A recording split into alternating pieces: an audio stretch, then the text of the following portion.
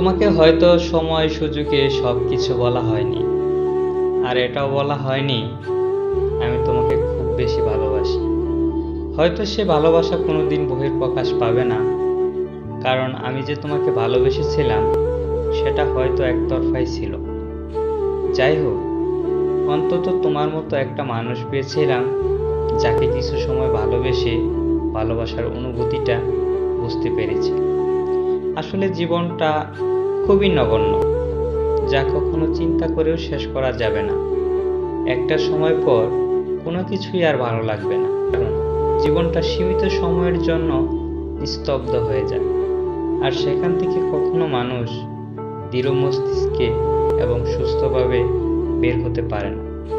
এটাই হয়তো নির্মম বাস্তবতা, যা মানুষকে শিক্ষা দেয় এবং সর্বশেষ কষ্ট দিয়ে ধীরে ধীরে মৃত্যুর দিকে